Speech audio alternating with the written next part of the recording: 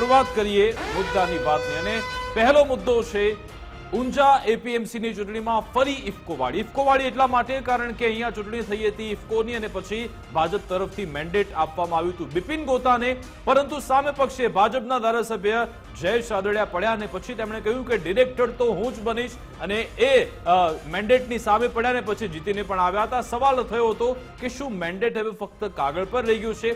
પછી આગળની આપણે ચૂંટણી જોઈ, હારીજ હોય, ખેડ બ્રહ્મા હોય કે પછી પાલનપુર, આ તમામ ચૂંટણીમાં મેન્ડેટનો અનાદર થયો છે અને મુફદ્દલ વધુ એક એવી ચૂંટણી કે જ્યાં મેન્ડેટ બાજુમાં મુકાઈ ગયું.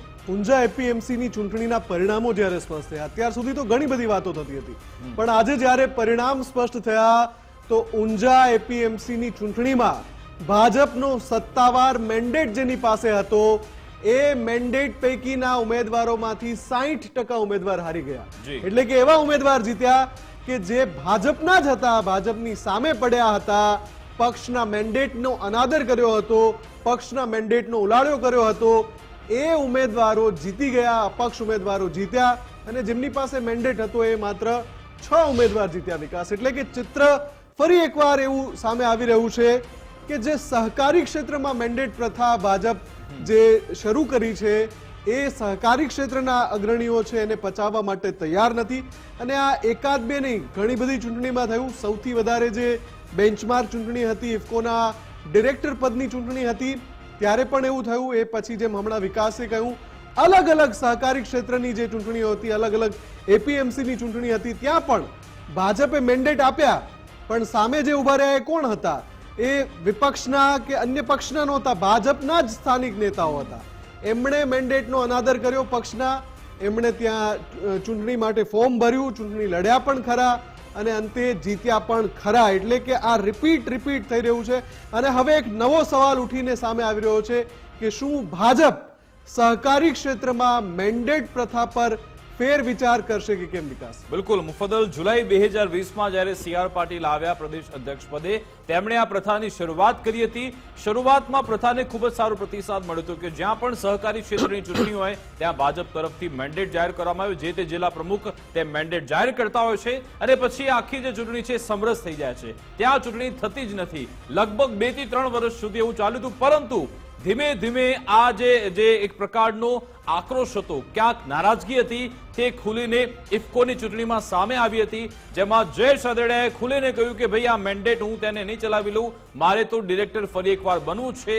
તે બનીને રહ્યા અને પછી જાહેરમાં જે દિલીપ સંઘાણી છે તેમણે ઈલુની વાત કરી હતી. તેમણે કહ્યું કે ભાઈ સંગઠન અને સહકાર ક્ષેત્ર તેને તમે અલગ કરી દો, તેમને મિક્સ કરવાની તમારે જરૂરિયાત નથી. આજે આપણે તેમની સાથે પણ વાતચીત કરવાના છીએ.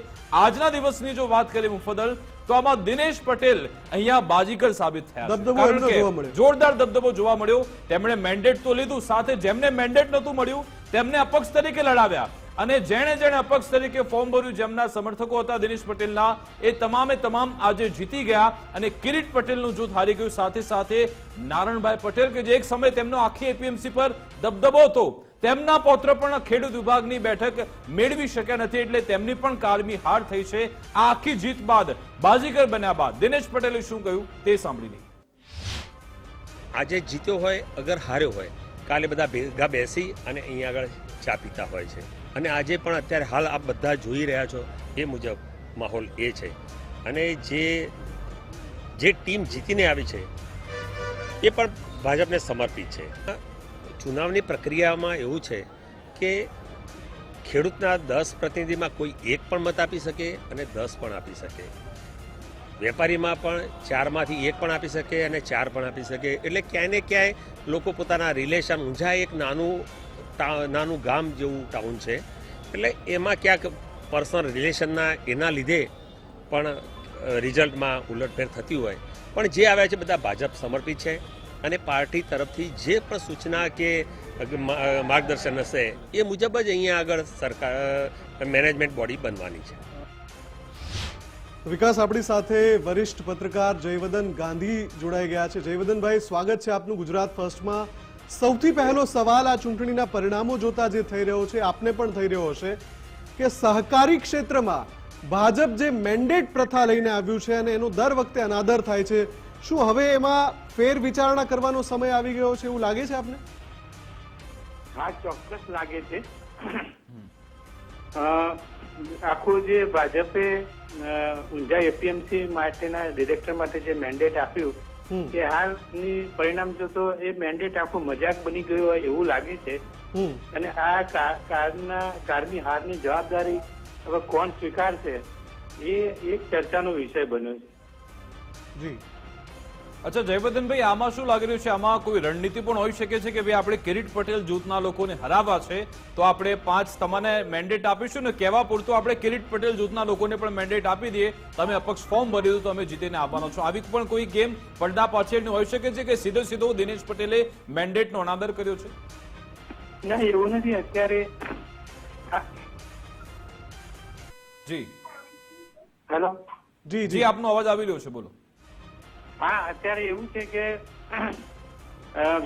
ભાજપમાં જે મેન્ડેટ અપાયા છે એમાં મોટા ભાગે તો એક ફેક્ટર એવું કામ કર્યું હતું કે શહેર વિરુદ્ધ ગામડું એ રીતનું મોટું ફેક્ટર કામ કરી ગયું છે કે ગામડામાં પરિસ્થિતિ એવી હતી કે જે એપીએમસી છે એ મોટે ભાગે ખેડૂતોની સંસ્થા છે અને એ સંસ્થામાં ખેડૂતોનું પેનલ જ કામ કરવી જોઈએ.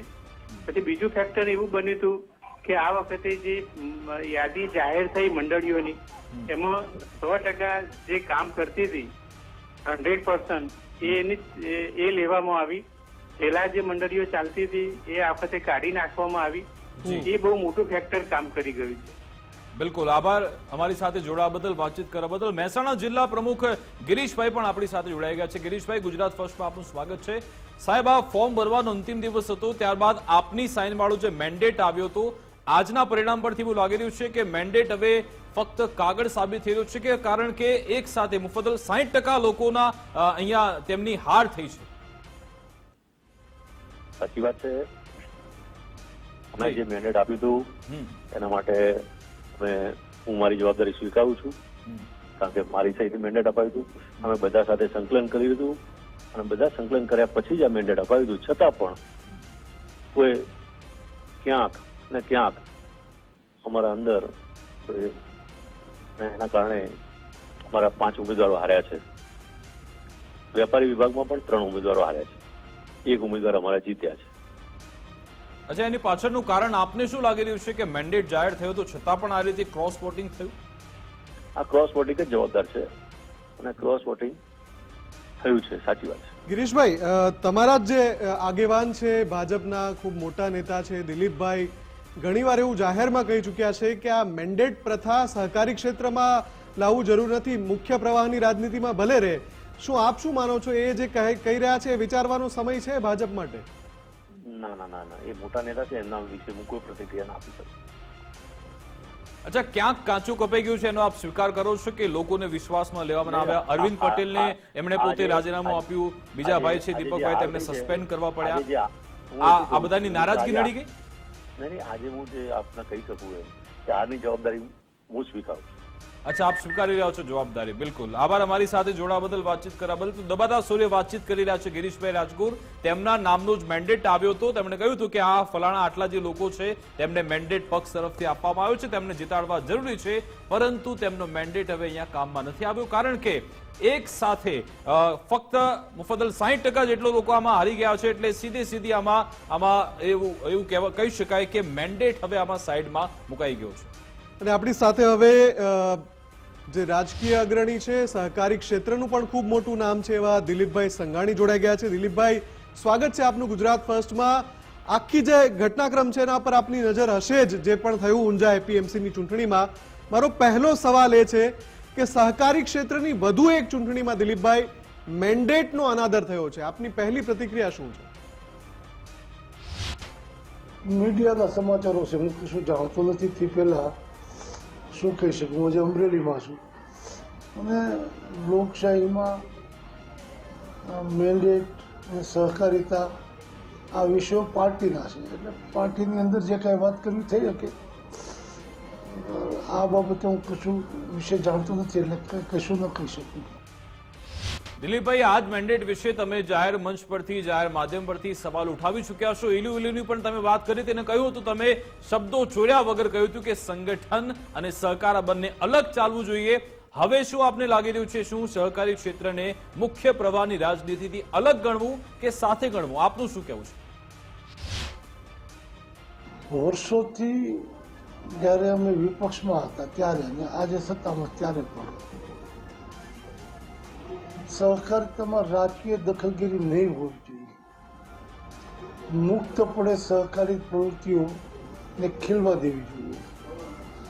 આ વાત અમે કરતા અને એને સમર્થન આપતો એક કિસ્સો કહીશ. હું જ્યારે સહકાર અને કૃષિ મંત્રી હતો, માન્ય આજના પ્રધાનમંત્રી નરેન્દ્રભાઈ મોદી મુખ્યમંત્રી હતા, વિઠ્ઠલભાઈ કોંગ્રેસના સાંસદ હતા રાદડિયા. એની બેંકના એજીએમમાં મને આમંત્રણ આપ્યું. સામંતે વિઠ્ઠલભાઈ કોંગ્રેસના સાંસદ તરીકે નરેન્દ્રભાઈ વિરુદ્ધ રોજ નિવેદનો કરતા, એટલે તરત મેં આ પાડવાને બદલે હું થોડી વાર પછી કહું કાર્યક્રમમાં આવીશ કે કેમ.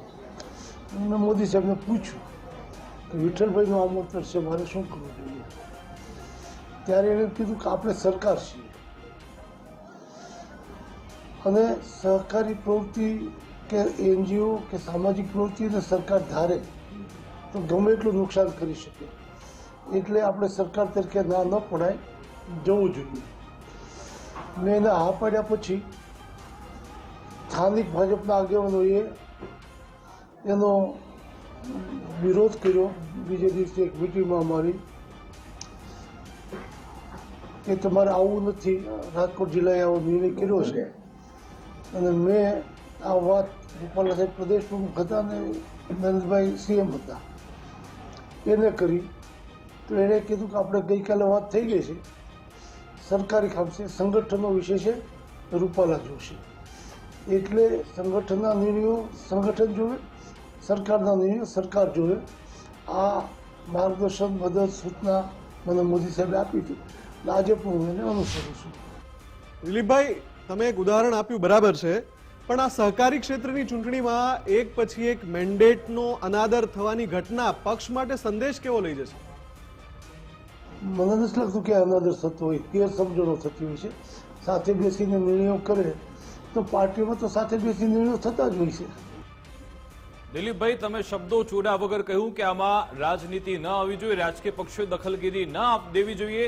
અંતમાં ફરી એકવાર સવાલ, શું સહકારી ક્ષેત્રમાં મેન્ડેટ પ્રથા સંપૂર્ણપણે હટાવી દેવી જોઈએ? આપ શું માનો છો? મેન્ડેટનો અર્થ શું છે? વ્હીપ.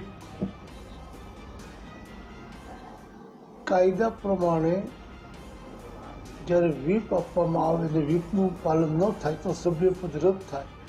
આ કાનૂની જોગવાઈ છે. આવી સહકારી ક્ષેત્રના કાયદામાં કોઈ જોગવાઈ નથી. સંસદ સભ્યો, ધારાસભ્યો, જિલ્લા પંચાયતના સભ્યો, નગરપાલિકાના સભ્યો જો પોતાના પક્ષના વ્હીપનું પાલન ન કરે તો એનું સભ્યપદ રદ થાય. આવી જોગવાઈ કાનૂની છે.